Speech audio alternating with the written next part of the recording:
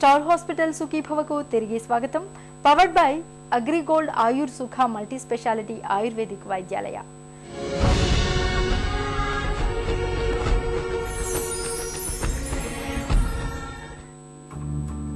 చుట్ట కాల్చడం, బీడి, సిగరెట్ తాగడం ఎందుకు వ్యసనంగా మారుతాయి? చెట్టంత మనిషి సైతం ఎందుకు వీటికి బానిసగా మారిపోతాడు? కారణం ఒక్కటే, నికోటిన్.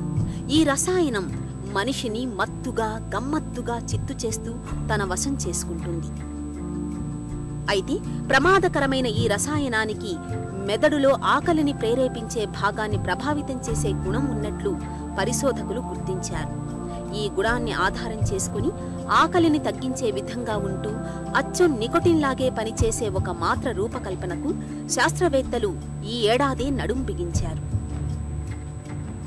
ఇక మన ఆరోగ్యానికి గొడ్డలి పెట్టులా పరిణమిస్తోన్న అధిక రక్తపోటు విషయంలోనూ ఈ ఏడాది వైద్య రంగంలో మంచి పురోగతే సాధ్యపడింది. ముఖ్యంగా కిడ్నీలోని రక్తనాళాల్లో రక్తపీడనాన్ని రేడియో ఫ్రీక్వెన్సీ విధానంలో నియంత్రించడం ద్వారా శరీరం మొత్తం హై బీపీని చక్కగా అదుపులో ఉంచవచ్చని పరిశోధకులు చెబుతున్నారు. ప్రపంచంలో దాదాపు 120 కోట్ల మంది ప్రజలు రక్తపోటుతో అంటే హై బ్లడ్ ప్రెషర్తో బాధపడుతున్నారు. వీలో చాలామందిలో బీపీ కంట్రోల్ ఉండదు. దాదాపు 50% మంది మందులు సరిగా వాడరు. వాడిన వారిలో కూడా దాదాపు 20% మందికి బీపీ కంట్రోల్లో ఉండదు. ఈ పేషెంట్స్కి ఒక శుభవార్త. ఇప్పుడు ఈ బీపీ మందులు లేకుండా కూడా నయం చేయడానికి ఒక ప్రత్యేక పద్ధతి అమల్లోకి వస్తుంది. కిడ్నీలో ఉండే రక్తనాళాలకి ప్రత్యేకమైన ఆటోమేటిక్ నర్వ్స్ ఉంటాయి.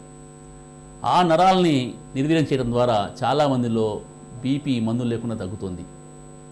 ఇది చాలా సులువుగా చేయవచ్చు. మన గ్రాయిన్లోంచి ఒక క్యాథెటర్ని పంపించి కిడ్నీలో ఉండే రక్తనాళం దగ్గర ఉండే ఆటోమేటిక్ నర్వ్స్ని రేడియో వేవ్స్ ద్వారా నిర్వీర్యం చేస్తారు. ఈ పద్ధతి యూరోప్లో ఇప్పటికి అమల్లోకి వచ్చింది. అదేవిధంగా అమెరికాలో కూడా ఇది 1-2 సంవత్సరాలు అమల్లోకి రాబోతుంది. మన దేశంలో కూడా కొన్ని ప్రత్యేక సెంటర్లో ఇది చేయడానికి ప్రయత్నం చేస్తున్నారు. ఇది పూర్తిగా అమల్లోకి వస్తే చాలామంది పేషెంట్స్కి ఇది చాలా ఉపయోగపడుతుంది. దీన్ని గొప్ప మెడికల్ బ్రేక్ త్రూగా మనం చెప్పుకోవచ్చు.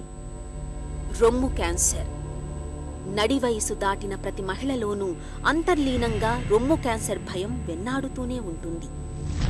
ఇక రొమ్ముల్లో క్యాన్సర్ ఉందని తేలిస్తే జీవితమే ముగిసినట్లుగా భావిస్తారు. క్యాన్సర్ ముదిరి రొమ్మును శాశ్వతంగా తొలగించాల్సి వచ్చినప్పుడు స్త్రీతత్వమే మాయమైపోయినట్లుగా మానసికంగా కుంగిపోతుంటారు.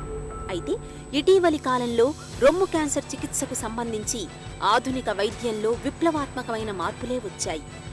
రొమ్మును తొలగించాల్సిన పని లేకుండా యాంకోప్లాస్టిక్ సర్జరీల సాయంతో రొమ్ములో క్యాన్సర్ కణాలను మాత్రమే తొలగించి రొమ్మును పునర్నిర్మించే చక్కటి చికిత్సలు ఇవాళ మనకు అందుబాటులో ఉన్నాయి.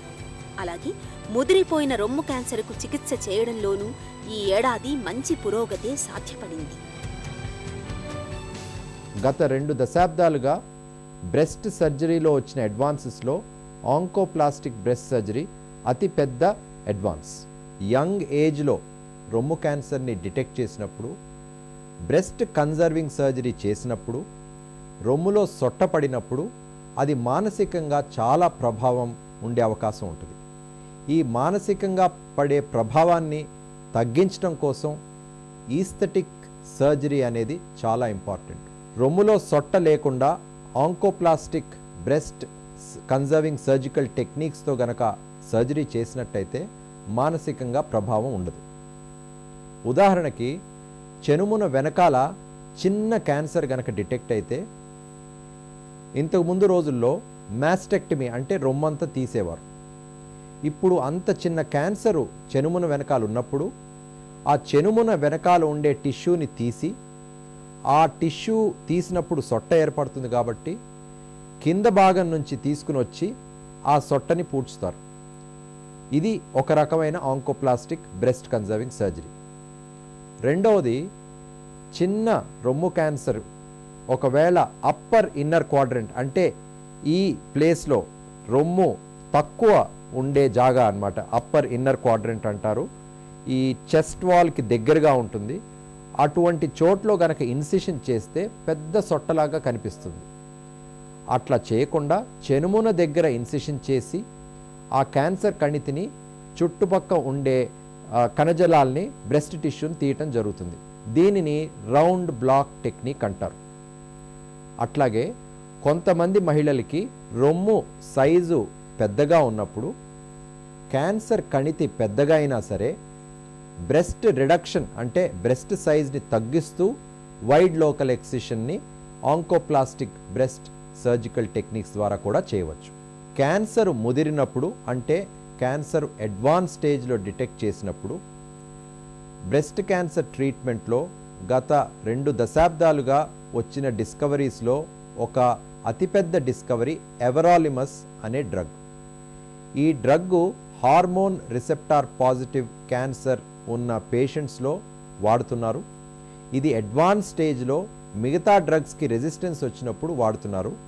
ఇటీవల కాలంలో వచ్చిన రీసెర్చ్లో ఈ సంవత్సరం చాలా ఇంపార్టెన్స్ ఈ ఎవరాలిమస్ డ్రగ్కి ఇవ్వటం జరిగింది. ఎందుకంటే ఈ ఎవరాలిమస్ డ్రగ్ వాడటం వల్ల అడ్వాన్స్ బ్రెస్ట్ క్యాన్సర్లో సర్వైవల్ ఇంకొంచెం పెరిగే అవకాశం ఖచ్చితంగా ఉందని రీసెర్చర్స్ పేర్కొన్నారు.